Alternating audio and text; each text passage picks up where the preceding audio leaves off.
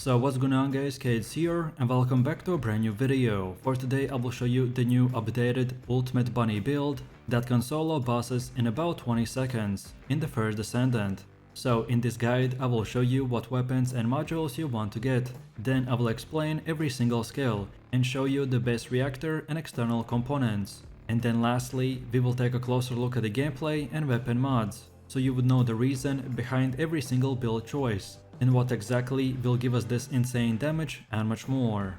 If this sounds interesting to you, then let's get right into it. So as you can see from the gameplay, our new Ultimate Bunny build is insanely strong, and if you build and play her in the most optimized way, then she can destroy every single enemy you come across in just few seconds. Unlike your usual bunny builds, this time we have unlocked the Ultimate Bunny version, which gives us improved skills, increased defenses, better max shields, more max HP and even shield recovery. And because of our setup, the more buffs we will get from the ultimate, the more damage we will be able to do. So this is a big part of why this build will work. And just before we get into the modules and the rest of our loadout, we need to quickly look into how can you unlock the ultimate version of the bunny character. So there are two ways. You can either way buy her from the in-game store or research her by obtaining all the materials. If you're using one of my default bunny builds, then grinding will take about 20 hours, and then plus the research time. And the materials we need to get is one Ultimate Bunny enhanced cells, then one Ultimate Bunny stabilizer, one Ultimate Bunny spiral catalyst, and one Ultimate Bunny code.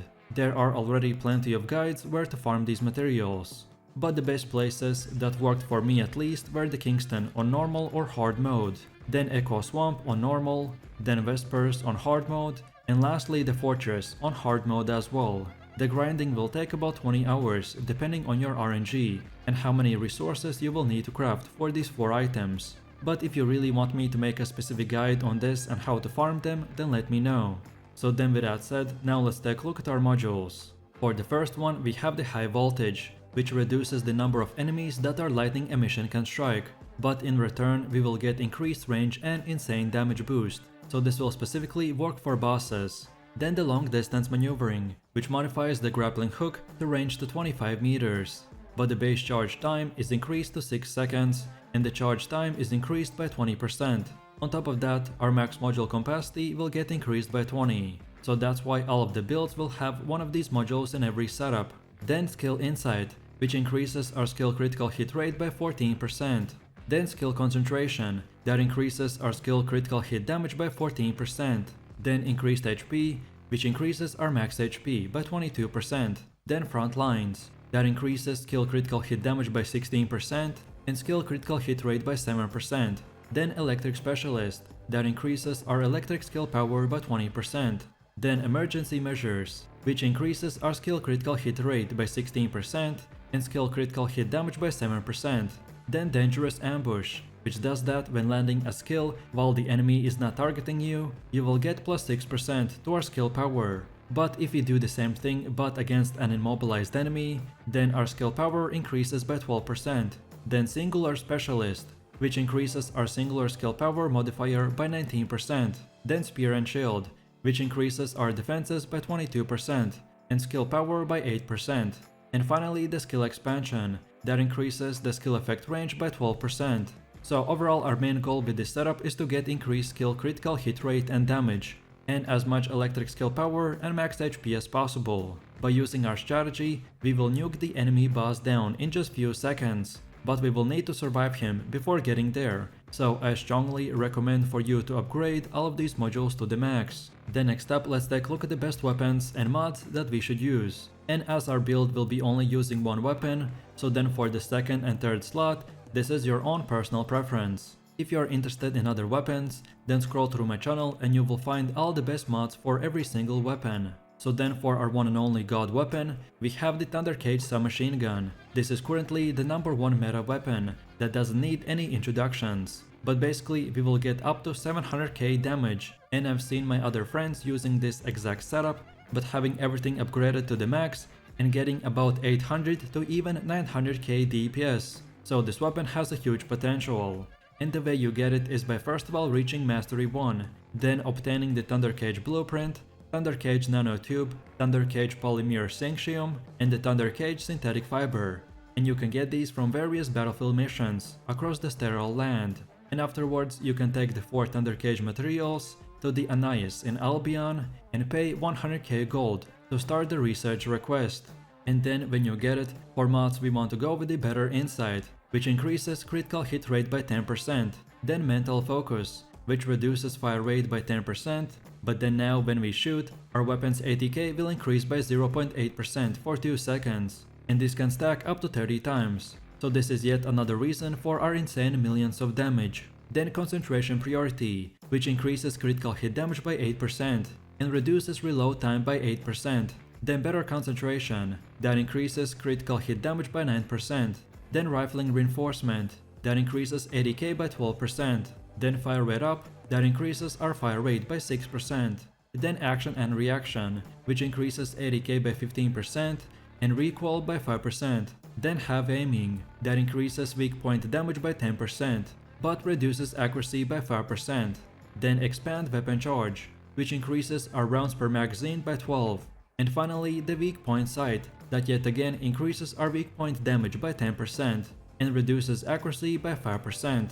As you can see, because of our setup we can do millions of DPS, and it is because we are using the most optimized mods, which are all maxed out and are made to stack as much ATK, crit damage and crit rate as humanly possible. These numbers will vary on your specific reactor, your Descendant modules, and how high or low your levels are and upgrades. And that's why I will show you how can you upgrade this weapon. So when you craft it, you will start at level 1, but by using the repair station and by dismantling all the other weapons that you don't use, you will be able to upgrade it. So that's why I recommend to break down your useless weapons, because credits are way easier to earn than the materials. So just keep getting materials and upgrading your weapon. And then on top of that, you can even use the weapon readjustment mechanic, which allows you to use the workbench to reroll your weapon stats. Moreover, you can reroll all of your stats at once, or lock down individual stats you like and only reroll the ones you don't. And the stats we want to get are crit damage, ATK increase, and weak point damage. And finally, the last third way to improve our weapon is by leveling up our unique ability. So each ultimate weapon comes with a unique ability that gives it a powerful effect, and you can enhance it even more. However, unlike the weapon transmission and weapon readjustment, there is no unique crafting material that you will need to create. So instead, you will have to craft a Thunder Cage duplicate, then take that level 1 duplicate to the workbench and sacrifice it to upgrade your unique ability to a stronger version, and it's that simple. Then next up, let's go over to the base reactor and external components. So your reactor is a very important item that determines your skill damage and can also include extra modifiers that buff certain aspects of your build. I recommend prioritizing using reactor with the highest skill power and a sub-attack power. Specifically, my best job that I got is the Stingling Singularity Reactor with the submachine gun condition and the electric skill power boost. So this is pretty much 10 out of 10 reactor. And then as for your external components, they're even more of an RNG, at least until you've played the game for long enough to find basically every possible combination with a good stat roll. For our build specifically, I recommend to get the Annihilation Auxiliary Power that increases our max HP and defenses. And because we are using all 4 set pieces, so we get plus 6% skill duration, and our weapon's ATK increases depending on your max HP lost. Then next up we have the Annihilation Sensor for defenses and shield recovery. Then Annihilation Memory for increased max shields and HP, and lastly the Annihilation Processor for even more max HP.